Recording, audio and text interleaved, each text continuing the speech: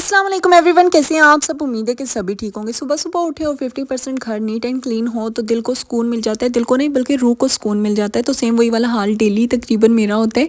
और मैं रात में ना किचन अच्छे तरीके से नीट एंड क्लीन करके फिर ही सोती हूँ। और लाउंज में से भी काफ़ी कुछ उठाने को होता है, वो भी उठा लेती हूँ। रूम में से भी हाँ, अक्सर मेरा जो रूम है, ड्राइंग रूम वगैरह कह लें या नमाज रूम, इनमें अक्सर चीज़ें रह जाती हैं तो वो फिर मैं सुबह ही में उठ के कर लेती हूँ। मतलब ये रूम्स आजकल सर्दियों में इतने ठंडे होते हैं कि ना पूछें। और ज़्यादातर पार्सल्स वगैरह ही होते हैं या फिर अनबॉक्सिंग की हो तो उसी का सब कुछ होता है। वो फिर मैं सोचती हूँ कि चलिए सुबह उठ के ही मैं कर लूँगी। वैसे ही क्योंकि कोई भी गेस्ट वगैरह आए तो मोस्टली जो है वो लाउंज में ही बैठ जाते हैं और ड्राइंग रूम मेरा बहुत कम ही यूज़ होता है। तो मैं रात में जब सोई, बर्तन वगैरह वॉश करके ही सोई थी। सुबह जब उठी बड़ा साफ़ सुथरा किचन देखा तो नाश्ता भी ना बनाने का दिल कर रहा होता है। और डेली बेसिस पे इस तरह से किचन साफ़ करके सोने से ना रिस्क में भी इजाफा होता है, मतलब रिस्क में कमी नहीं आती। और वैसे भी घर जो है वो साफ़ सुथरा ही अच्छा लग रहा होता है, वो किचन हो या फिर घर। और वैसे भी कहते हैं अगर किचन और वॉशरूम ये गंदे हो ना तो बाकी पूरा घर आपका साफ़ सुथरा चमक रहा ही क्यों ना हो, लेकिन वो उस तरह से लुक नहीं आती उस घर की जो साफ़ किचन और वॉशरूम के होने से आती है। खैर यहाँ पे मैं फिर नाश्ता बना रही थी और नाश्ता मैंने सिर्फ अपने लिए बनाना था। तो मैं और ईशू नाश्ता करेंगे। होता ऐसे है ना कि मैं एक अंडा बना लेती हूँ, साथ में एक रोटी अपनी होती है। और मतलब अहमद का नाश्ता तो पूरा ही उन्हीं का होता है और जो मेरा होता है वो मेरे साथ ईशू ने खाना होता है, क्योंकि जो मैं खा रही हूँ वो ईशमल ने खाना है। ईशमल ने वो चीज़ छोड़नी ही नहीं है और जो उसके बाबा खा रहे हैं वो भी खाना है। लेकिन ईशमल को ना हाफ़ फ्राई एग पसंद नहीं है और अहमद वो खाते हैं। तो ईशमल मेरे साथ इस तरह से ना अंडा बना हुआ खाती है। अब जब मैं ईशमल के लिए सेपरेट बना लेती हूँ तो वो ज़ाया चला जाता है, वो फिर ईशमल नहीं खाती। और जो इस तरह से मेरे साथ खाती है फिर मेरा उस तरह से गुजारा नहीं होता। तो मैंने बहुत दफ़ा जो है अंडा ज़ाया किया और रोटी भी इस तरह से ज़ाहिर सी बात है ज़ाया हो जाती है तो खाई नहीं जाती। फिर मैंने सोचा कि चले मैं कोई फ्रूट श्रूट ले लिया करूँगी नाश्ते के बाद ताकि मेरा भी टमी फुल रहे और मेरे साथ ईशू भी इस तरह अगर खाना पसंद करती है तो चले मेरे साथ ही खा लिया करें। तो खैर नाश्ता वगैरह हम लोगों ने कर लिया था और नाश्ते के बाद जी मैं आ गई थी ड्राइंग रूम में। मैंने सोचा कि सारे ये पार्सल्स वगैरह जो भी कुछ था ये यहाँ से उठा लेते हैं। पार्सल्स तो काफ़ी टाइम पहले के आए हुए थे लेकिन इसमें से मैंने कुछ पिन्स निकाली थी और कुछ शर्ट्स वगैरह निकाली थी, ड्रेसेस निकाले थे, मुझे शूट करना था उसके लिए। तो बाकी सब मैं इसी तरह छोड़ के चली गई थी क्योंकि सर्दियाँ और शूट जब करना होता है तो अक्सर ना हाईनेक्स और टाइट्स वगैरह सब कुछ ही उतारना पड़ जाता है। तो उसमें फिर बच्चे को ठंड लगने का खदशा होता है। तो फिर मेरा यही होता है कि बाकी सब कुछ तो बाद में समेट लूँगी, पहले मैं इशू को ज़रा सेट वेट कर लूँ। तो बस मेरा फिर ये सब कुछ उठाने का इरादा था, जगह पे रखने का था। इन सब को मैंने उठाया, यहाँ से सारे पार्सल्स वगैरह सारी चीज़ें वगैरह उठाई। अच्छा मैं इशमल की ना सारी चीज़ें ऑर्गेनाइज़ करूँगी, इसके लिए कबर्ड सेट करूँगी। जगह तो नहीं है ना कबर्ड रखने की और ना किसी कबर्ड में इशू की चीज़ें रखने की, लेकिन अब मैं कोशिश कर रही हूँ कि मैं एक इशू के लिए कबर्ड जो है वो बिल्कुल खाली करके इसके लिए सारी चीज़ें रखूँ। तो वो भी आप लोगों के साथ शेयर करूँगी। ये यहाँ पर मैंने शूट किया था तो वो शूज़ मैंने यहाँ पे छोड़ दिए थे, ये भी उठा लिए। और यहाँ पे मैं सारे जो सोफ़े हैं ना वो मतलब डस्टिंग इनकी करूँगी।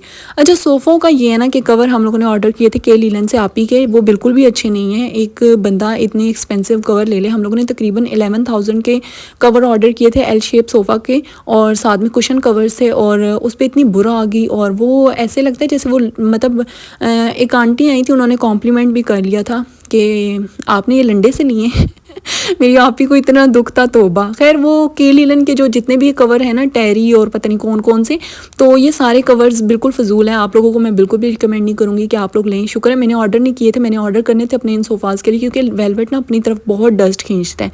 तो मेरे दिल में ये था कि चलो मैं भी ऑर्डर करती हूँ, लेकिन फिर दिल में आया कि नहीं रहने दो, अभी मैं ना नहीं करती। और मेरा ये था कि मैं खुद जाके ना इन्हीं सोफ़ों के साथ कुछ मतलब इसी वेलवेट में या सिल्क में कुछ इस तरह का ले लूँगी। टेरी शेरी मेरा दिल नहीं कर रहा था क्योंकि मैंने एक रज़ाई कवर लिया था तो मेरा उससे इतना कोई दिल नहीं कर रहा था। मैंने बानो आपी को भी कहा लेकिन बानो आपी ने कहा नहीं नहीं, नताशा वकास, मरियम परवेज़ और पता नहीं और ब्लॉगर्स का नाम लिया, इन्होंने रिकमेंड किया बहुत अच्छा होगा। मैंने कहा मर्ज़ी है मंगवा लो। अब जब मंगवाएं यकीन करें 1 महीने के अंदर उस पर इतनी बुर आई हुई है, इतनी ज़्यादा आई हुई है। और जब बंदा बैठता है ना तो फील मतलब डस्ट सी फील हो रही होती है कि भाई इस पर मतलब कुछ भी आप खाएंगे ना वो अपनी तरफ मतलब खींच रहा होता है। फिर जब आप कवर्स वॉश करने के लिए जब मशीन में डालते हैं ना तो उन कवर्स के ऊपर, वो कवर्स तो मतलब हैं ही डस्टी, लेकिन उन कवर्स के नीचे सारी डस्ट गई हुई होती है। जैसे अभी मैं सोफ़े डस्ट कर रही थी ना कि मतलब इनसे डस्टिंग हट जाए, मतलब ये जो भी इस पर धूल मट्टी है वो सारी धूल मट्टी उन सोफ़ों पे भी नज़र आएंगी जबकि उनके ऊपर कवर्स डले हुए थे। तो खैर यहाँ पे मैं अभी डस्टिंग कर रही थी, ईशमल के रोने की आवाज़ आ गई तो मैं भागी भागी आई देखूँ ईशमल को क्या हुआ। तो ईशमल साहिबा कुछ खाने पीने को मांग रही थी। फिर ये मामा की तरफ से आए हुए थे, चिकन और मटर का पुलाव आया हुआ था, तो मैंने ईशू को वो दे दिया। ये माशाल्लाह आप खाती पीती रहेगी। तो मैं वापस काम के लिए आ गई। अच्छा मैंने सोचा कि यहाँ पे ना थोड़ा सा गंद डाल देती हूँ ताकि आप लोगों को नजर आए कि वैक्यूम से ना काफ़ी अच्छी क्लीनिंग हो जाती है। वरना इस तरह आप लोग कहेंगे भाई साफ़ सुथरी कारपेट और उसी के ऊपर वैक्यूम मारी जा रही है। तो नहीं भाई, ऐसी बात नहीं है। ये कारपेट जो है ना इसके ऊपर बहुत सारी डस्ट होती है और हम लोग जब झाड़ू मारते हैं ना तो काफ़ी डस्ट निकल जाती है और काफ़ी इसी कारपेट के अंदर रह जाती है, कारपेट के नीचे होती है। जो हम लोग अक्सर कारपेट्स रूम में से निकालते हैं तो इतनी सारी मिट्टी निकल रही होती है और कारपेट उठाने से पहले 10 बार हम सोचते हैं। तो ये मेरी कारपेट्स उठाएंगे ना तो इसके नीचे कोई धूल मिट्टी कुछ भी नज़र नहीं आएगी, क्योंकि इस वैक्यूम ने सारी अपनी तरफ खींची हुई होती है। और जब मैं इसके अंदर का बैग खाली करती हूँ उसमें से इतनी धूल मिट्टी और इतनी मतलब जाले टाइप निकल रहे होते हैं। ये सारे इन कारपेट्स का गंद होता है। मैं सोफ़े भी वैक्यूम से ही करती हूँ, लेकिन आज मैंने कहा छोड़ो, इतना स्यापा नहीं कर सकती, मुझे बाकी काम भी थे। तो बस मैंने इसी तरह से ना कपड़े से झाड़ लिए थे। अब बेड सेट ना मैं डेली सुबह ही में कर देती हूँ। जब मैं उठती हूँ ना उसी टाइम में मैं बेड सेट कर लेती हूँ। उससे ये होता है ना कि 40% हम लोगों को लगता है 30 to 40% हम लोगों ने काम अपना कंप्लीट कर लिए।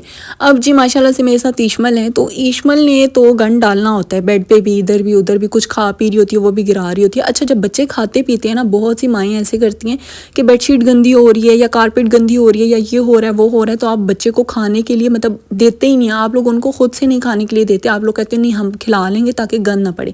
मैं कहती हूँ इस तरह से बच्चों को मैनर्स आएंगी कैसे? मतलब अगर आप लोग उनको खुद से नहीं दे रहे तो एक तो उन्हें खाना नहीं आएगा, और कल को फिर आप लोगों ने जब बच्चा 5-5, 6, 7 साल का हो जाता है, माएँ बैठ के खिला रही होती हैं, वो बच्चा खुद से नहीं खा पा रहा होता, या फिर आप लोगों को लगता है कि उनका टमी फुल नहीं हो रहा, अगर वो खाएंगे तो स्लो स्लो खाएंगे। इस तरह से बच्चे को दे दिया करें यार। ये बेडशीट्स तो मैं कहती हूँ सदाबहार रहने वाली चीज़ तो है नहीं। जब इंसान की गारंटी नहीं है कि किस टाइम उसने अल्लाह को प्यारे हो जाना है, तो ये बेडशीट्स क्या चीज़ें हैं, ये भी हो जाती हैं, बस ख़राब भी हो जाती हैं, फट भी जाती हैं, सब कुछ इनके साथ भी होता है। तो बच्चों को मना किया करें, बच्चों को दे दिया करें। वो जैसे भी खा रहे हैं ठीक है, खाएंगे आहिस्ता आहिस्ता आप उन्हें समझाएंगे कि गिराना नहीं है, ऐसे खाना है, राइट हैंड से खाओ, ये करो वो करो। तो इस तरह से बच्चा सीख जाता है। और जब तक वो 3-4 साल का होता है, वेल मैनर्ड बच्चा आपका होता है और हर बंदा आपके बच्चे की तारीफ़ कर रहा होगा। तो ये चीज़ तो खैर गारंटेड है। और इसके बाद मैंने जब रूम जो है वो क्लीन कर लिया था, बर्तन वगैरह भी हो गए, सारे काम मेरे तकरीबन डन हो चुके थे। मैंने सोचा ईशू को रेडी शेडी कर लेती हूँ। तो आज मैंने ईशू को धूप भी लगवाई थी, खुद भी विटामिन सी ले लिया था, सॉरी विटामिन डी ले लिया था।